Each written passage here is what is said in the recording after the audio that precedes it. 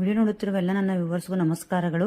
ಇಲ್ಲಿ ಸಾಸಿವೆ ಬುತ್ತಿ ಮಾಡೋದು ಸಿಂಪಲ್ ಆಗಿ ನಾನು ಪಟ ಅಂತ ಹೇಳ್ಕೊಂತ ಹೋಗ್ತೀನಿ, ನೀವು ನೋಡ್ಕೊಂತ ಬನ್ರಿ. ಇಲ್ಲಿ ನೋಡ್ರಿ, ನಾನು ಹುಣಸೆ ಬೋಟ್ ಇಟ್ಕೊಂಡಿದ್ದೆ. ಇದು ಫ್ರೆಶ್ ಆಗಿರೋದು, ಅಂದ್ರೆ ಮೀನ್ಸ್ ಹೊಸ ಹುಣಸೆ ಹಣ್ಣಿದ್ರೆ ತುಂಬಾ ಚೆನ್ನಾಗಿ ಆಕತಿ, ಕಲರ್ ಚೆನ್ನಾಗಿ ಬರ್ತೈತಿ. ಇಲ್ಲಿ ನಾನು ಬೋಟ್ ನೆನೆ ಹಾಕೊಂಡಿದ್ದೆ, ಒಂದು ಹಾಫ್ ಅನ್ ಅವರ್ ಚೆನ್ನಾಗಿ ನೆನಿಬೇಕು. ಅದು ನೆಂದ್ರೆ ಚೆನ್ನಾಗಿ ಕ್ಯೂಚ್ಬೋದು. ಹಾಗೆ ನೀರು ಜಾಸ್ತಿ ಹಾಕೊಂಡು ಕ್ಯೂಚ್ಬೇಡ್ರಿ, ಇದನ್ನ ಗಟ್ಟಿಗೆ ಇರಬೇಕು. ಇದನ್ನ ಕ್ವಾಂಟಿಟಿ ಹಾಗೆ ತೊಳಿ ಇಲ್ದಂಗ ಸೋಸ್ಕೊಂಡು ಇದನ್ನ ಒಂದು ಒಲಿ ಮೇಲೆ ಕುದಿಯಾಕಿಡ್ರಿ. ಸ್ಟೀಲಿನ ಪಾತ್ರೆ ಇದ್ರೆ ಚೆನ್ನಾಗ, ಇಲ್ಲಿ ಮಣ್ಣಿನ ಪಾತ್ರೆ ಇದ್ರೆ ಅಂದ್ರೆ ಇನ್ನೂ ಚೆನ್ನಾಗಿ. ಇಲ್ಲಾಂದ್ರೆ ಜರ್ಮನ್ ಒಳಗಾದ್ರೆ ಮೊಳಕೆ ಬಂದ್ಬಿಡ್ತಾವು. ಇದು ಕುದಿಬೇಕಾದ್ರೆ ಒಂದು ಸ್ವಲ್ಪ ಉಪ್ಪು, ಚೂರು ಬೆಲ್ಲ.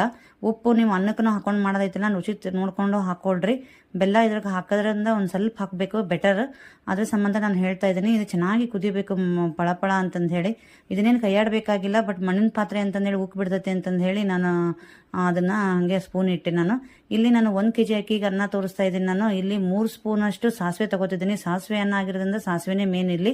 ಇಲ್ಲ ಅಂತಂದ್ರೆ ನೀವು ಒಂದು ಮುಟ್ಟಿಗೆ, ನಿಮ್ಮ ಕೈಲಿ ಒಂದು ಮುಟ್ಟಿಗೆನ ನೀವು ತಗೊಂಡು ಅಳತೆ ಮಾಡ್ಬೋದು.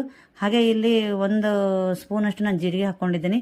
ಹಾಗೆ ಒಂದು 10 ರಿಂದ 15 ಮೆಣಸಿನ ಕಾಳು ಮೆಣಸು, ಹಾಗೆ 1 ಇಂಚಿನಷ್ಟು ಚಕ್ಕಿ, ಹಾಗೆ 3 ಏಲಕ್ಕಿ, 3 ಲವಂಗ, ಮತ್ತೆ ಇಲ್ಲಿ ಕರಿಬೇವು ಮತ್ತೆ ಬೆಳ್ಳುಳ್ಳಿನ ಚೆನ್ನಾಗಿ ಹಾಕಿದಷ್ಟು ಚೆನ್ನಾಗಿರ್ತೈತಿ. ಕರಿಬೇವು ಮತ್ತೆ ಬೆಳ್ಳುಳ್ಳಿನ ನಾನು ಜಾಸ್ತಿನೇ ಮಾಡಿಟ್ಕೊಂಡಿದ್ದೀನಿ. ಆಮೇಲೆ ಒಗ್ಗರಣೆ ಕೊಡ್ಕೊಳ್ಳೋಕ್ಕೂ ಬೇಕು.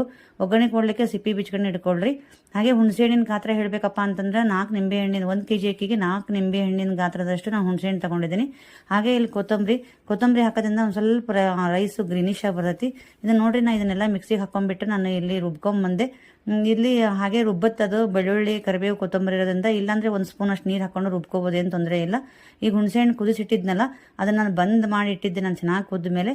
ಈಗ ಅದಕ್ಕೆ ಆ ಗ್ರೇವಿ ಎಲ್ಲ ರುಬ್ಕೊಳೋದು ಗ್ರೇವಿ ಎಲ್ಲ ಹಾಕೊಂಡ್ಬಿಟ್ಟು ಚೆನ್ನಾಗಿ ಮಿಕ್ಸ್ ಮಾಡ್ಕೋಬೇಕು. ಇವಾಗ ನಾವು ಒಂದು ಕಡೆ ಕುಕ್ಕರಲ್ಲಿ ಅನ್ನ ಮಾಡ್ಕೊಂಡು ಇಟ್ಕೊಂಡಿದ್ದೆ. ಮತ್ತೆ ಉದುರಾಗಿರ್ಬೇಕು ಅನ್ನ, ಒಂದು ಸ್ವಲ್ಪ ಚೆನ್ನಾಗಿ ಅನ್ಸುತ್ತೆ. ಇದು ಭಾಳ ನೀರು ಹಾಕೊಳಕ್ ಹೋಗ್ಬೇಡ್ರಿ. ಕರೆಕ್ಟಾಗಿ ನೀರು ಹಾಕೊಂಡ್ರೆ ಎಷ್ಟು ಅಕ್ಕಿಗೆ ಅದು ಡಬಲ್ ನೀರು ಹಾಕೊಂಡ್ರೆ ಚೆನ್ನಾಗಿರ್ತೈತಿ.